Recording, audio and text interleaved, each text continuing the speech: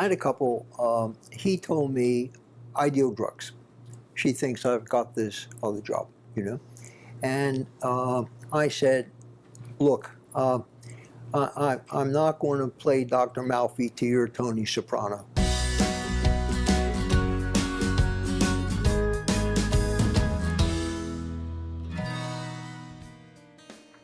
So how do you help couples that keep secrets in their marriage?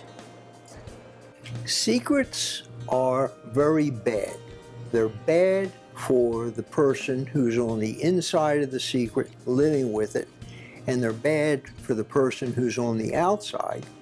Even though the person on the outside doesn't know the specifics, there's always this feeling of something's wrong, something's fishy in Denmark, and it's a lose-lose. Yeah. And the best way of dealing with secrets is to share deeper feelings. Most secrets, at least people on the inside, they're driven by shame, you know, and they're just terrified to show themselves.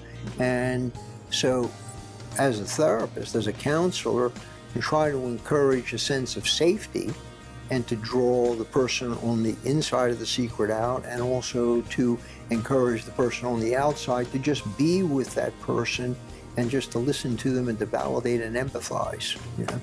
But secrets are tough, and they're a lose-lose. Yeah. Yeah. Well, I agree with you on everything except the question of their being bad, because I think everybody has secrets. I think that without secrets, we'd be, as a society, kind of in trouble. So they have a function, and I don't want to say anything that works in a couple is bad. It has a function. Is it because of shame? Is it because of fear? Certainly, if it's because of shame, I like to help people realize that they're shaming themselves rather than being shamed by outside. And if it's a matter of fear, we have to explore, is the fear real? Is it historical? That kind of thing. But I don't like to say anything is bad. I also think that some of the secrets are actually secrets that they're even keeping from themselves as well. So it's not even a secret just from the other person. So they're keeping something from themselves, and sometimes being able to not have to face something that was from the past, if it's not negatively interfering in the present, that can actually be a good coping strategy for the person to engage in. And so when they're doing that, that can also then be good when they're doing that with their partner, because then that means they're not having to themselves face it at the same time. Secrets very often take the place of good boundaries. What do you mean? Well, I mean that when you're growing up, you can't tell your mother back off, so you keep a secret. And you learn how to manage boundaries that way. So as we mature, we hopefully learn to manage boundaries better, and we don't have to go to secrets. I absolutely agree, secrets are deadening in a relationship. Also, I think secrets will be like, when is it a bad thing, right? I mean, is it affecting the relationship? Is it affecting the quality of the people's life, you know? And so I think that's the most important issue here.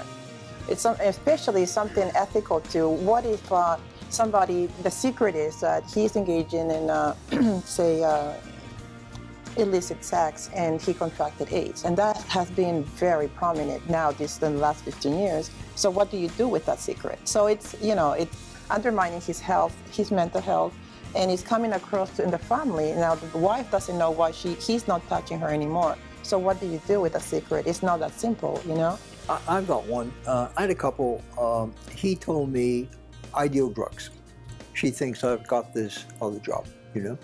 And I said, look, I'm not going to play Dr. Malfi to your Tony Soprano.